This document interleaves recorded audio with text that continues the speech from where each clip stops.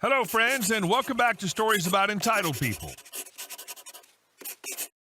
No good deed goes unpunished. Don't screw over the person who knows your company's dirty secrets. I used to work for a horrible company. It was financially, emotionally, and physically abusive of its employees. Over the years of being there, I'd been screwed out of multiple raises. One year I was promised that I was going to get a raise to show exactly how much I was valued at the company. They were 7 months late for performance reviews, so for 7 months, that's what I heard. My job was hot garbage. We don't know how we would do it without you. And we're going to make sure you know how much we value you with your raise. That raise was 15 cents. I was worth exactly 15 cents more per hour. It got worse as time went on. My job became a catch-all. If it wasn't sales or the main industry of the field, it was me. I was accounting, project manager, legal. I was briefly HR, shipping and receiving. You name it, I did it. I accepted a promotion in the company with the promise of a raise. After 3 months, that never happened. They denied ever saying they would give me one, and when my replacement for the old job quit, I agreed to return to the old position, with the promise that I would still receive the raise that was promised to me.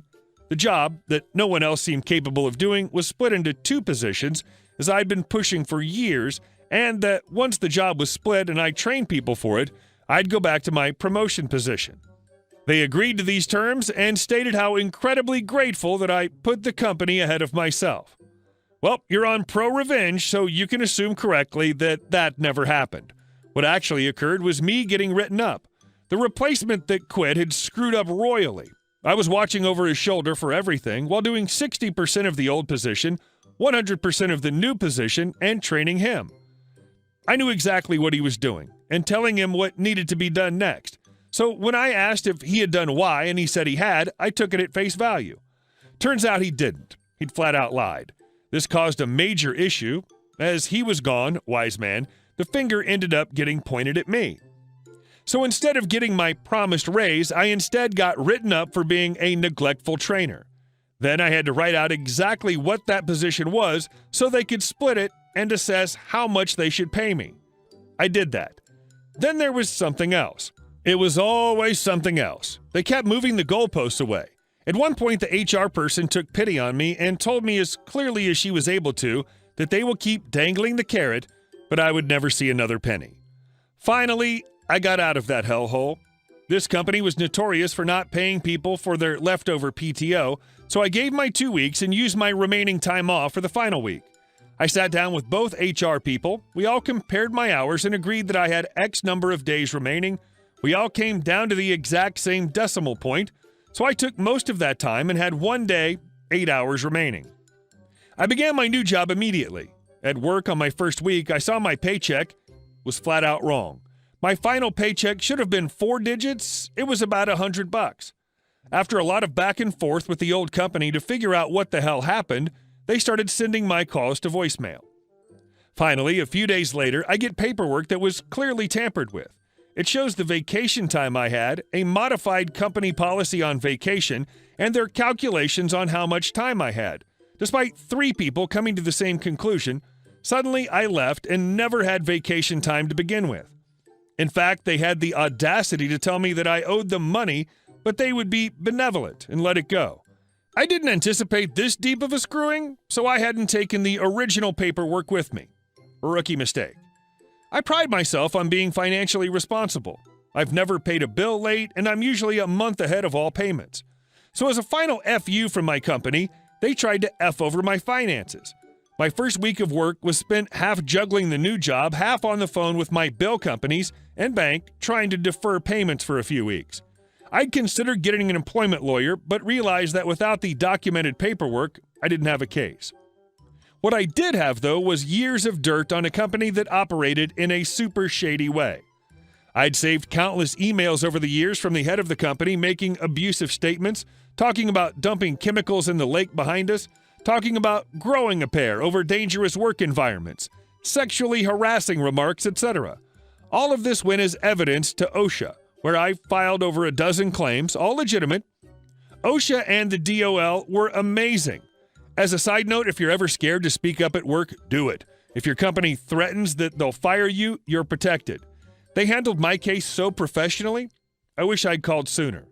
I later received a summary of the changes the company was required to make, and it cost about 5 times what they'd stiffed me. I wasn't done there, though. I reached out anonymously to their parent company, where 85% of their revenue came from. They'd been cooking the books to get larger payouts on the jobs they were doing. I told the parent company to look into this, and they were in serious breach of contract. Their contract's up for renewal this year. That's going to hurt. The owner of the company had multiple family members on payroll. None of them worked there, but were making much better salaries than most of the employees. I called the IRS and started a fraud case. Unfortunately, I don't know the status of this one. I still keep in touch with coworkers from the company. The place isn't done yet, but is going down fast. The staff's been reduced 60%, minimal firing. Mostly it's like rats leaving a sinking ship and no one's getting hired to replace them. Their contract's about to end, destroying their revenue. The EPA is investigating them. Don't give someone power and access to all your dirty laundry, then screw them over. And our next story. You want to use my truck wash on your car? I do not feel sorry for what's about to happen here. Concrete mixers are big, ungainly things. Trying to maneuver them around a crowded job site, it's like trying to play miniature golf with a tennis ball. The biggest problem is, of course, other people. Specifically, other people's cars. Nobody's going to lug 50 pounds of tools any further than they have to, so if there's an open space near where they want to be, they park there. Never mind that it's right next to a sidewalk or directly across from a driveway that a crew is obviously prepping. It only makes things worse when it's done by people who should know better, and done intentionally. So we're pumping a grout walls in the late afternoon, which already has me in a bit of a mood. Grout jobs tend to be very slow. Each cinder block has 2 cells, and the crew pumps the grout into each of those cells, filling them all the way to the top of the wall. Grout's really just a term for a weak concrete mix that is pumped super wet. It has to be that wet to make it all the way to the bottom of the wall. Otherwise, it sticks to the sides of the cinder blocks or gets caught up on the steel reinforcement. There's a lot of stopping and starting, as well as a lot of moving the pump. It all takes time, during which that concrete starts to go off and stiffen up. Things only get worse on a hot day, and the subs will do everything to get more water in the load. Heroin addicts looking for a fix have nothing on grout pumpers eyeballing your last 20 gallons. As we move to a new street, we find a line of cars parked all along the side of the street we're working on, just far enough apart to take up as much space as possible without leaving enough room to get the pump in there. Turns out it's another concrete crew setting up to do patios. No problem, we're all concrete guys here. They know how it is. We ask them to move.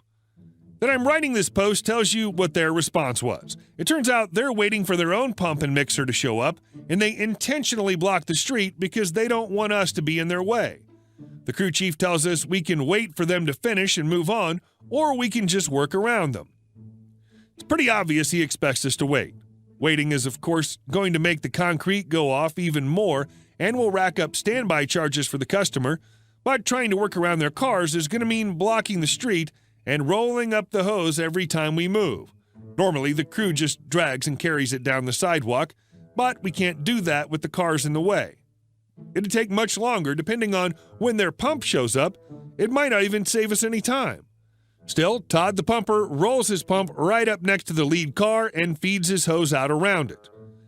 At the best of times, a concrete pump farts and sputters like a nervous chihuahua, flinging small globs of concrete out the hopper.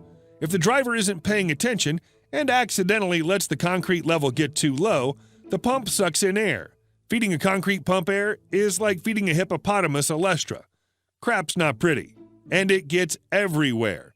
We probably end up moving that pump twice as many times as we have to, but it ensures that every single one of those cars gets to spend some quality time next to the hopper. We finish, are done with the job, and are washing out the pump when the crew chief, whose own concrete and pump still haven't shown up yet, storms over to complain about all the concrete splatter on their cars. I point out that we told them we'd be pumping there and asked them to move, but they refused. At this point, he sees that I have a truck wash bucket strapped to my water tank and demands I let him use it to clean off his car. I tell him that is a terrible idea. Smoking lounge on the Hindenburg levels of terrible. The stuff we use is designed to dissolve dried concrete, and it'll probably damage his car. The concrete's fresh enough that he can probably just rinse it off with water. He isn't having it. He tells me to stop lying. If it doesn't damage my truck, it won't hurt his car. Besides, he's done this before and knows what he's doing. Now, keeping a concrete mixer clean is a downright Sisyphean task. No matter how hard you try, chutes overflow, pumps splatter, and plants huff cement powder all over your truck. There are a variety of chemicals used to clean off concrete, and most of the modern mixes are relatively safe for something that can dissolve concrete. Our plants provide a phosphoric acid mix, relatively safe isn't the same as actually safe, to any drivers that need it, so it's quite common for there to be a bucket of it stashed somewhere on the truck. Of course, part of what makes these chemicals safer also makes them somewhat less effective. That's why some of us will bring our own cleaning products to fortify the company mix. These are not the friendly chemicals that will just leave you with a mild chemical burn. My bucket of fun dips down to the good old days of leaded gasoline, asbestos, and red dye number 2. Still, I warned him, and he assured me he knew what he was doing. Besides, he's intentionally being a jackass and expected my sub to pay standby for his convenience. I let him have the bucket. I half expect him to stop when he pulls the lid off. The witch's brew in the bucket smells like Walter White's bathtub. Somehow, the fact that his nose hairs are curling up like a spider in a flame doesn't seem to faze him. Brush goes in the bucket, brush comes out of the bucket. Brush slams into the hood of his car with a wet slap. I can only watch in mute horror as the man proceeds to not just clean off the concrete, but bathe his entire hood in hydrochloric acid, rubbing it in to get out all those nasty water spots. It's like watching an orphan unwittingly skin his favorite puppy. None of us stick around long enough to see the final result, but it's already apparent that he has scrubbed off the clear coat and is in the process of etching brush marks in the paint. I don't want to be anywhere near him when the hood dries out. I let him keep the bucket. Hey guys, thank you all for watching the video, and I'll see you in the next one.